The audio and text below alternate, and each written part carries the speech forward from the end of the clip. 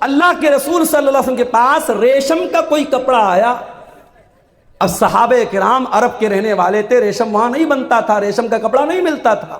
موٹے موٹے کپڑے مکے میں پہنے جاتے تھے، ٹاٹ وغیرہ ٹائپ کے کپڑے، جوٹ وغیرہ کے کپڑے پہنے جاتے تھے.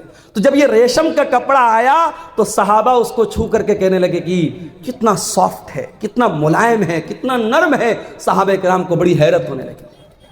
اللہ کے پیارے نبی نے فرمایا اتعجبون من ھذا، اے میرے صحابہ تمہیں اس پر بڑا تعجب ہو رہا ہے، بڑا آشچر ہو رہا ہے، بڑی حیرت ہو رہی ہے. لمنادل سعد بن معاذ فی الجنت خیر من ھذا، اے میرے صحابہ جنت میں حضرت سعد بن معاذ کو جو ہینڈ کرچپ ملے گا، جو رومال ملے گا، جو دستی ملے گی، جو مندیل ملے گا، اے میرے صحابہ یہ دنیا کے ریشم کا کپڑا فیل ہے اس جنت کے رومال کے سامنے. اتنا سافٹ ہوگا حضرت سعد بن معاذ کا رومال.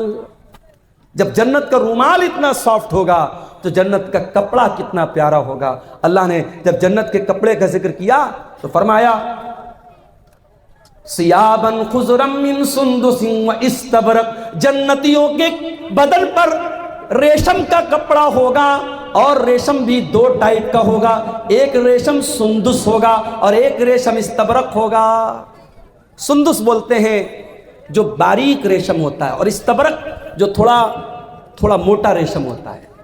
میری ایک بچی کا نام سندس ہے، ایک بچی کا نام استبرق ہے. یہ قرآن کی انہی آیتوں کی روشنی میں میں نے رکھا ہے.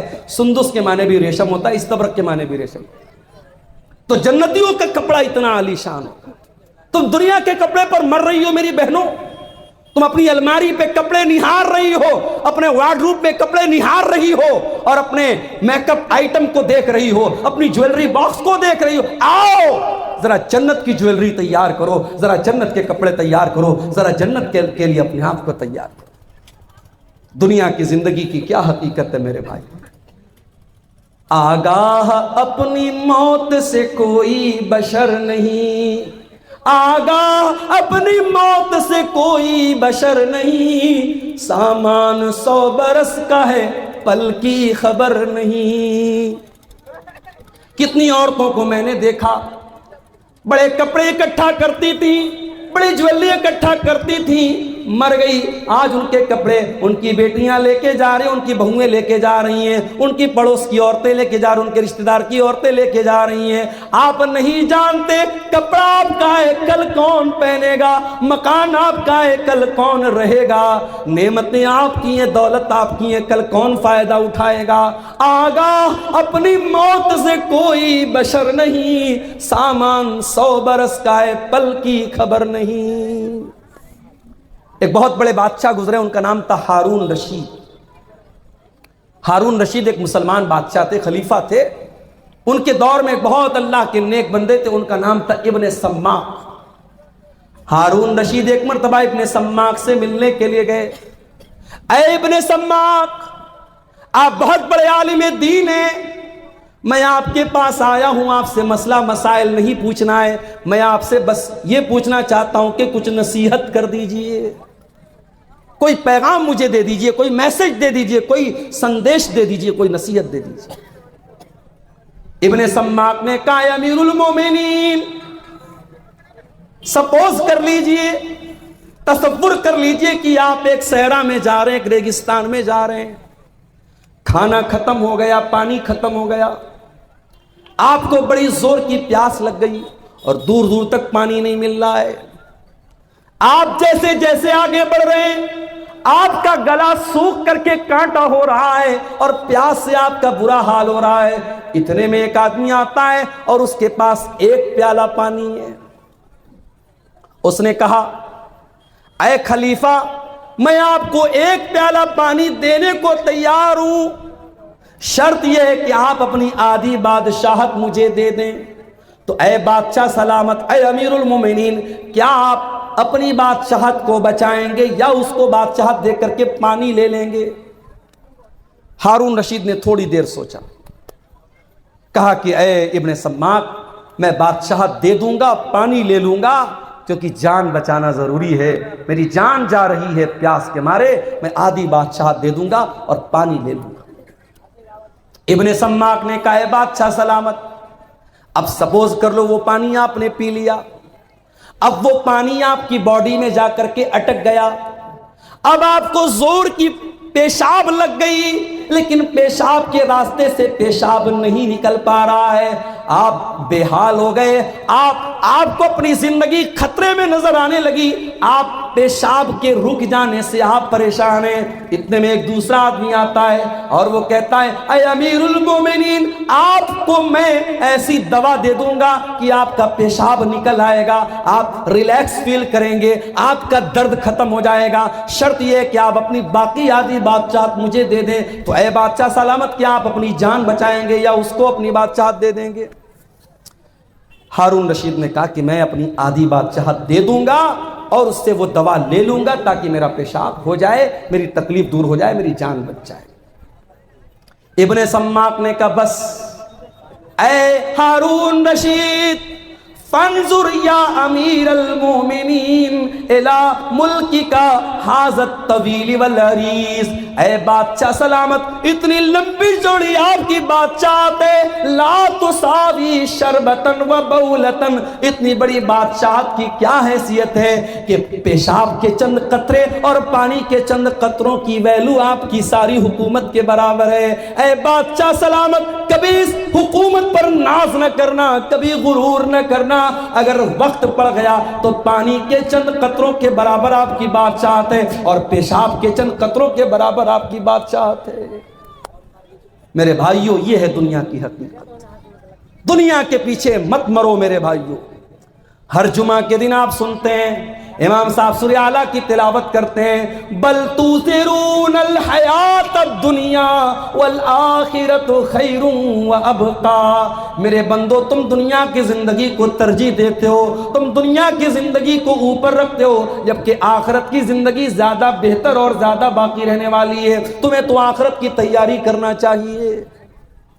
اب سوال پیدا ہوتا ہے کہ کیا ہم دنیا میں نہ رہیں، دنیا کا حق ادا نہ کریں، بیوی کا حق ادا نہ کریں، بچوں کا حق ادا نہ کریں؟ نہیں، یہ اسلام کی تعلیم نہیں ہے۔ ہمیں دنیا میں رہنا ہے، ہمیں بیوی کا حق بھی ادا کرنا ہے، ہمیں بچوں کا حق بھی ادا کرنا ہے، ہمیں ماں باپ کا حق بھی ادا کرنا ہے، لیکن ہمیں دل نہیں لگانا ہے دنیا سے۔ جگہ جی لگانے کی دنیا نہیں ہے، یہ عبرت کی جا ہے، تماشا نہیں ہے۔ دل لگاؤ تو جنت سے لگاؤ، دل لگاؤ تو آخرت سے لگاؤ، دنیا دل لگانے کا ٹھکانہ نہیں ہے۔ دنیا میں کیسے رہنا ہے؟ اللہ کے پیارے نبی عبداللہ ابن عمر کا کندھا پکڑ کر کے کہتے ہیں، کن فی الدنیا کانک غریب، اے عبداللہ دنیا میں ایسے زندگی گزارو جیسے پردیسی زندگی گزارتا ہے۔ بہار کے بہت سارے لوگ بمبئی میں رہتے ہیں، بمبئی میں دنگا ہو جاتا ہے، فساد ہو جاتا ہے، تو بمبئی میں جو بہار کا رہنے والا، یو پی کا رہنے والا، بنگال کا رہنے والا آدمی ہے، وہ ڈر جاتا ہے کہ یار میرا تو یہاں کوئی نہیں ہے، یہ تو پردیس ہے، میرا گاؤں نہیں ہے، میرا علاقہ نہیں ہے، میرا کیا ہوگا؟ وہ رہتا ہے بمبئی میں، کماتا ہے بمبئی میں، کھاتا ہے بمبئی میں، مگر اسے اپنا اصل وطن یاد رہتا ہے، وہ کٹیہار کے فلاں گاؤں کا رہنے والا ہے، وہ گاؤں سے یاد رہتا ہے۔